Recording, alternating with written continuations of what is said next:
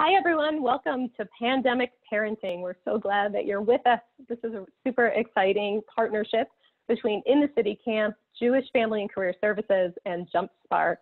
And each week from today all through July 31st, every Friday, 10 to 11, we hope you'll join us. We're going to highlight some clinicians and experts from Jewish Family and Community Service talking about various topics related to parenting during this strange and unusual time. So, pandemic parenting.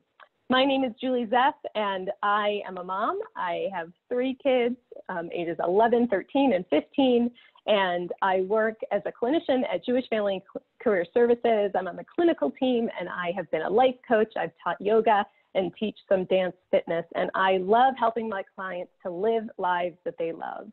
So I feel honored to be here today.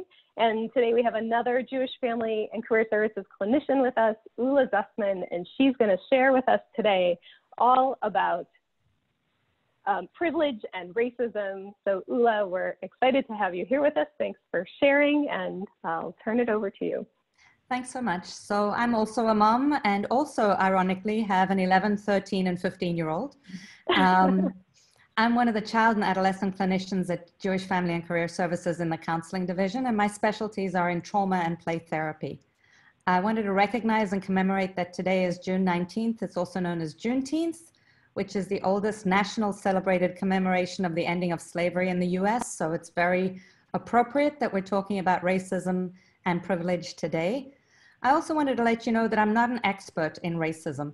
I've been reading and working on this issue for decades, but there is much to learn and unlearn. So I'm right here with you in the process of exploring these issues. Today, I wanted to talk about our own inherent and implicit biases and how we can talk to our children about race. Talking about race in America can be scary for white people.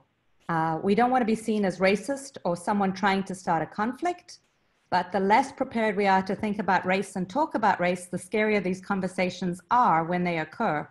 And children need tools for how to feel and speak about these issues. The first step is learning to recognize and understand our own privilege. Racial privilege plays out across social, political, economic, and cultural environments. Checking our privilege and using our privilege to dismantle systemic racism are 2 ways to begin to explore this process. But race is only one aspect of privilege. Religion, gender, sexuality, ability status, socioeconomic status, language, and citizenship status can all affect our level of privilege. A great article that starts to address some of this is Peggy McIntosh's Unpacking the Invisible Knapsack. So we need to examine our own biases and consider where they've originated. Things like, what messages did you receive as a kid about people who are different from you? What was the racial or ethnic makeup of your neighborhood, your school, or the religious community you grew up in?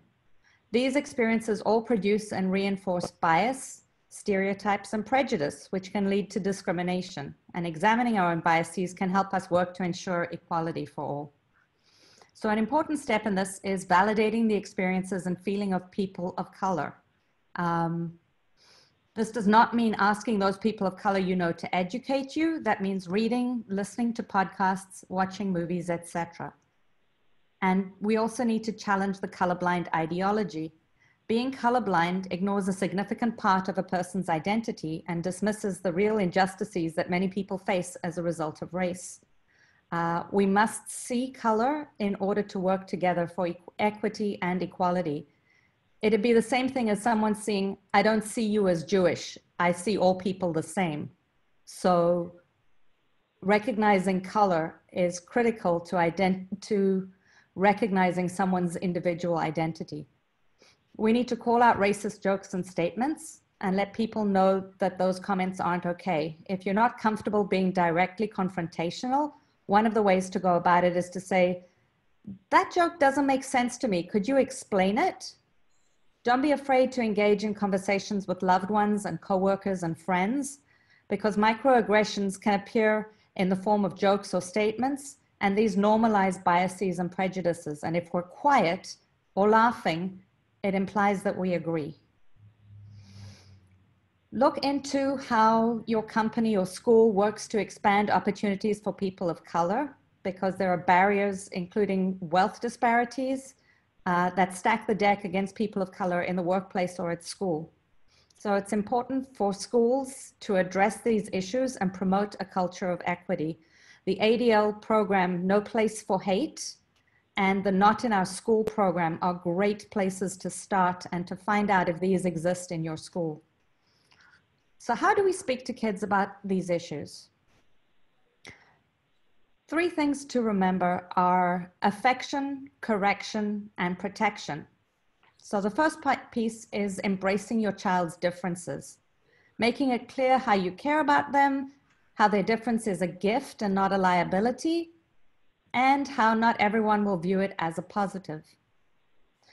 We need to correct the misperceptions the world has about people who are diverse. We know that the adult world is filled with misinformation after a racist incident, and kids hear that too. So we need to help them understand that no one is less human than another.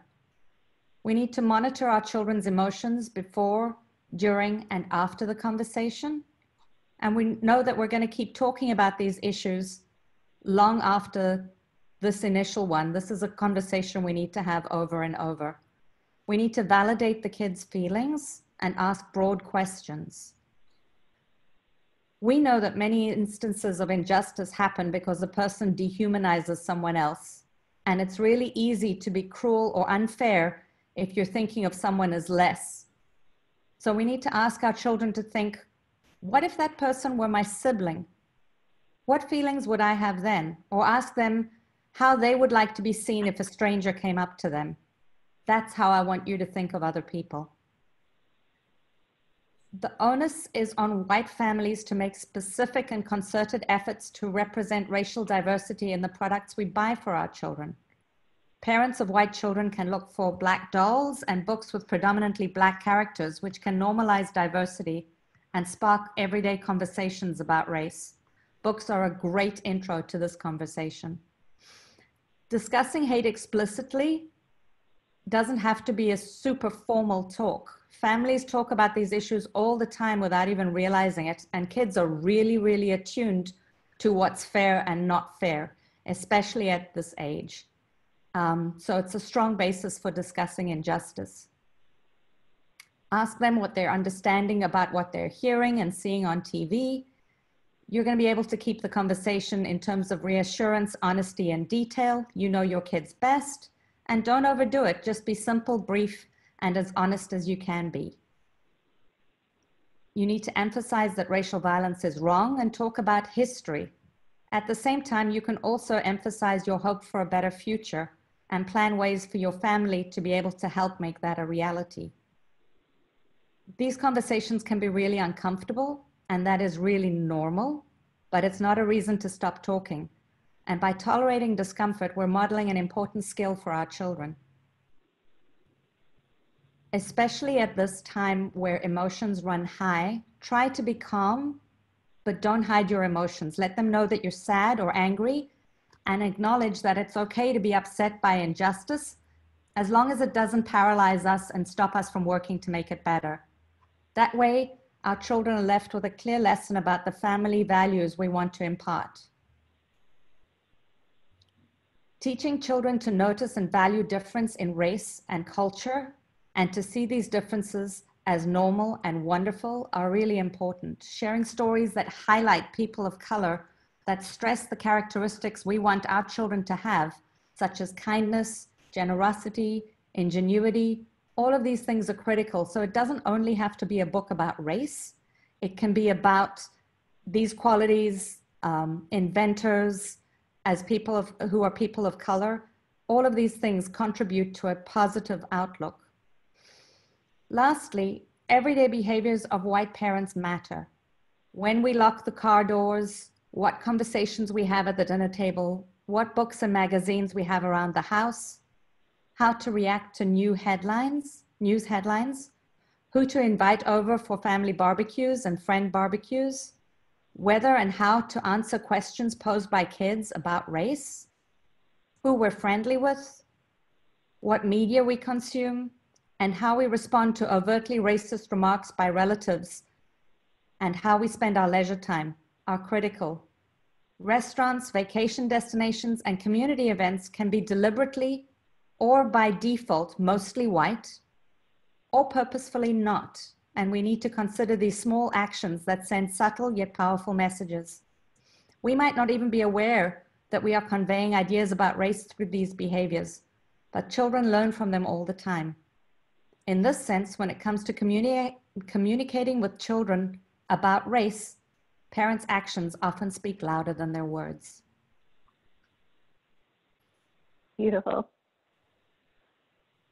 Thank you, Ula. You're welcome. Does anyone here want to just talk about a little bit of what struck them or what stood out most from what Ula was talking about? I think it was a great introduction to such an important topic.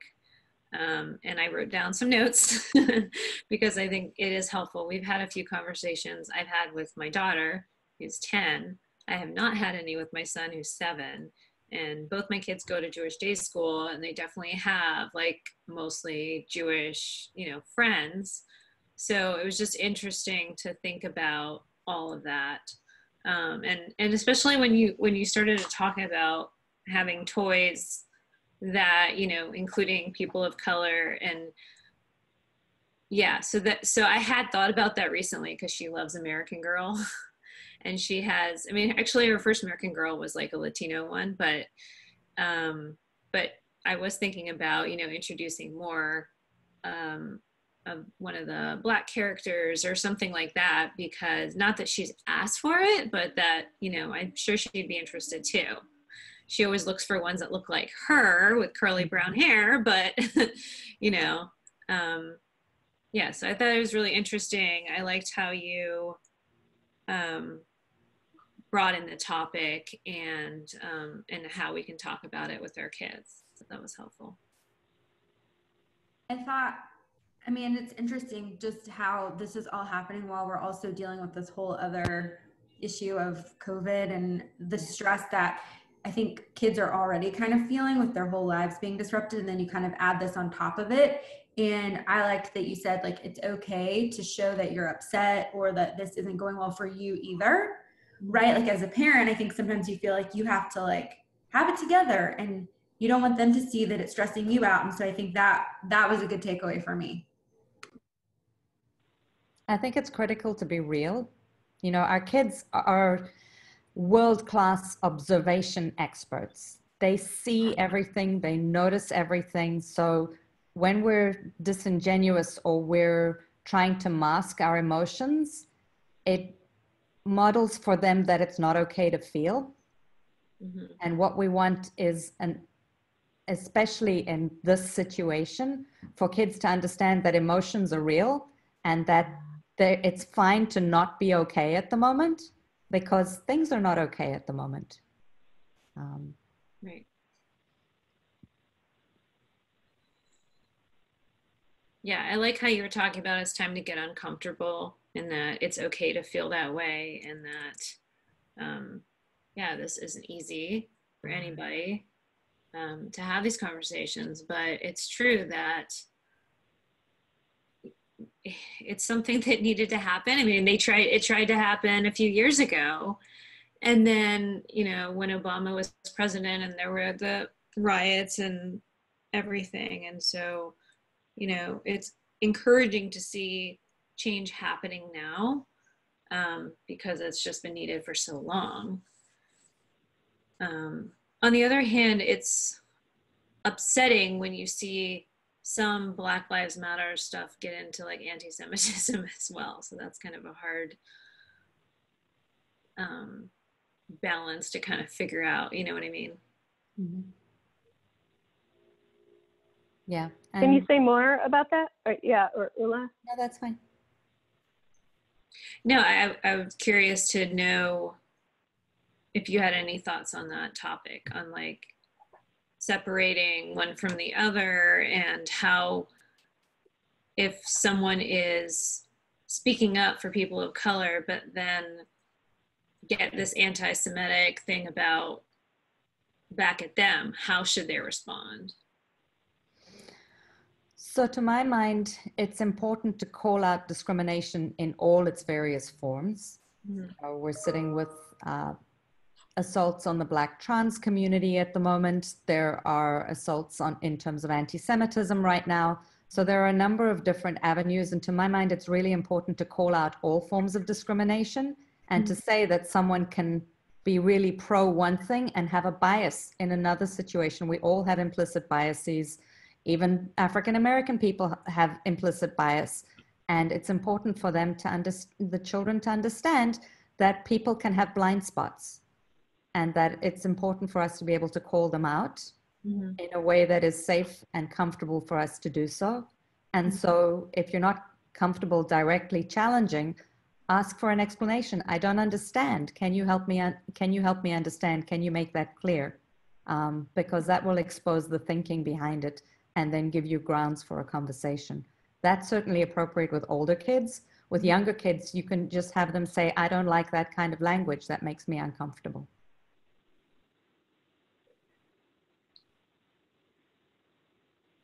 Thank you. I was listening to a really interesting presentation yesterday that was talking about how if we don't help our children understand the history and the structural biases and problems inherent with racism, or for that matter, anti-Semitism, and the child doesn't understand what the systemic picture looks like, they internalize it and figure that there must be something wrong with them personally. So the same way that we teach anti-Semitism and it's this thing that's out in the world and it doesn't have anything to do with you, that you haven't caused it, but that it is there and it affects you, is the same way that we teach about racism. You haven't caused it, but it exists and it affects you no matter what color you are, and that we need to be sensitive to that. Can you talk about your background? I know you said you've been studying this for years, so I'm curious about that. Sure. I was a psychologist in South Africa, and then I did some study in Australia, and then I came to the States and my degree wasn't recognized. It didn't travel with me. So I've been reading in this area since my early 20s, and I think my awakening period was where I was quite oblivious to race. Despite living in South Africa, I knew there were inequities, but I didn't know my privilege and what that privilege meant until I had a Black roommate who asked me to go and buy her a flesh-colored bra. And I said, sure, not a problem. And she stopped me. She said, no, Ula, my flesh color. And I realized that I would have bought her a beige bra because that's what flesh color means. And that really stopped me in my tracks and had me examining all sorts of my inherent biases. That article by Peggy McIntosh is critical because it mentions things like, no one follows me in the department store looking to see if I'm going to steal something automatically. That I have a higher percentage of having a successful birth as a white woman than I would if I were African American. That affects mothers. And it's not something that we pay attention to or we're aware of, but those disparities are real and exist. So I've been reading on this and attending workshops and trying my best to understand my privilege, because not only am I a white woman, I am a white woman of a particular economic class. I am an able-bodied woman. I do not have disabilities. I am cisgender. I was born female and identify as female. I am heterosexual. All of these things intersect and they make for a particular level of privilege. Now, people have been known to say, I was born poor, so where is my white privilege? And that's something to be challenged. It doesn't mean that because we are white, we've necessarily led easy lives. It just means that our skin color didn't make it harder. And that's something really important that people need to understand. I was really struck when you were talking about the whole idea of what we do, even just for entertainment and where we go and what restaurants we go to, and making a more concerted effort to be more diverse with that. And in my mind, I kind of went to not just the type of like food at a restaurant, but the clientele, like who we're sitting with and surrounding ourselves with. And so I love that, excuse me, as a kind of inspiration and a little bit of a challenge for me to think broader. And I feel really blessed actually to live in this city. We've lived in lots of different cities, but this city in particular, that there's just so much diversity, and especially right now, just such a large Black community that there's so many things like that I could do that. And so I appreciated that piece. And that actually stuck with me too, but it made me think of it from a different way, because where I live is not at all diverse. Mm-hmm. So what would you suggest? I mean, I have a 7-year-old and a 4-year-old, and I've tried to talk to them a little bit, especially lately, about this topic, but it is a little bit more challenging because they're not really seeing that where we live. So do you have any suggestions for something like that? So now is the time that we need to be looking at our economic power and how we support Black-owned businesses. So eating at a Black-owned restaurant, you know, even if you keep kosher, you know, you may consider vegetarian options there, or you may consider cold items there. You know, that's one example. Looking at what movies we consume, what videos. I put a file into the chat that gives a number of different resources. And amongst there are videos that talk about race.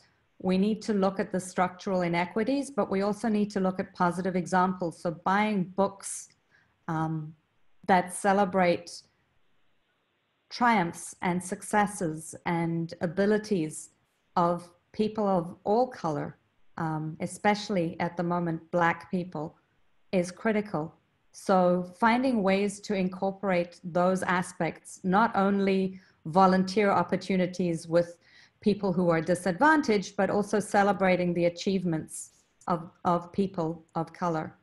You know, finding activities where there are more diverse individuals, you know, maybe sporting activities, maybe, you know, right now we can't go to anything because it's the pandemic, which makes it much harder.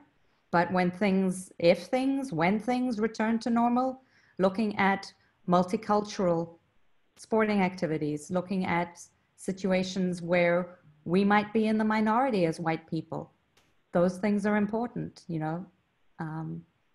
Reaching out to an African-American church and finding out if it would be okay to attend, asking the minister if it would be okay, and giving the children a cultural experience that is outside of our Jewish bubble, because I think so often we live in a bubble and we don't explore outside of that.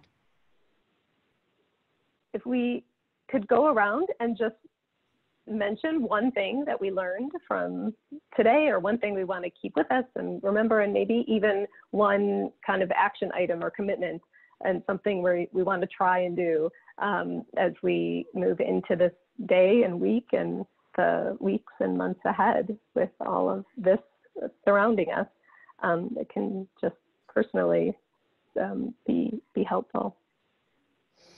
So I can even just start that. One of the celebrations that I might have shared earlier is that during this time of COVID, I had heard about a lot of families having very specific family time together, and I would get very jealous of that because we were doing dinner time and things together, but nothing regular. And so for the past 6 weeks, we have instated a family Thursday night kind of movie night or game night, but mostly we've been watching movies, and I've been, so I'm celebrating that. And then also we've talked about different kinds of movies that we can watch that might apply to this topic, and kind of had a hard time finding ones that would be appropriate for all of our ages, but I'm looking forward to your list, Ula, and this kind of challenge of just infusing our life with a little more diversity and color, and talking about the disparity and the success. So I appreciate that, and I'm taking that on as a commitment and challenge and inspiration from you. So thank you for that. You're welcome. And we watched The Hate U Give as a movie with the younger two. It's incredibly powerful. We must have stopped it 20 times in order to have conversations, because the kids, well, why did this happen? And what about that? And how come this? So not appropriate for younger kids. My 11-year-old is fairly mature as a result of being the younger of two older siblings, but even he was struck by things. There is a gunshot scene in it, so you may want to consider that, but it was a very powerful movie, fiction movie, but very powerful and very topical at the moment. The commitment that I'm taking away, I saw something the other day that said for every meme or Facebook post that may be considered virtue signaling, you know, look at me, how enlightened I am, do something that no one else is going to know about, like write a letter about body cams on police officers, or write to your legislators about the hate crimes law in Georgia that we still don't have. You know, do something that doesn't play out on the social media scene, but makes a stand for activism. And something that I take away is, don't let the discomfort paralyze us. Don't let the emotion paralyze us and stop us from doing something. So don't let the situation stop at reading circles and learning, but actually doing. One, I think, commitment or takeaway I have is using, I mean, the systemic piece that you mentioned, Ula, and kind of being sure that you take what has always been happening and what maybe your child already knows about, or that base of knowledge in this area, and kind of build on it and have open discussions that way, especially with younger kids. And so I think that's something that I really take away as a way to kind of approach it and kind of start it at that level, because my child is younger, and you, I think, only can share so much at certain ages. And so I think that's a takeaway that I have that I think will be really important for me. So I appreciate that.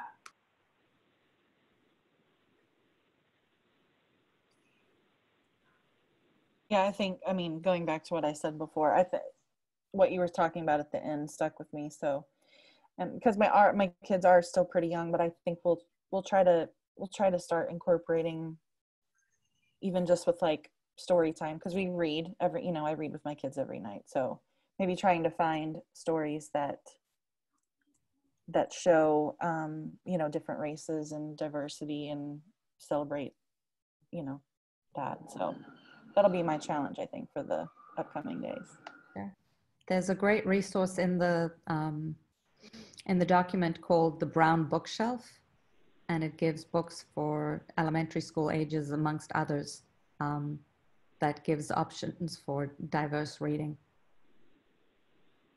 Thank you all for being with us today, and a huge thank you to Ula for presenting on this timely and not always so comfortable, and frankly uncomfortable, but very important topic.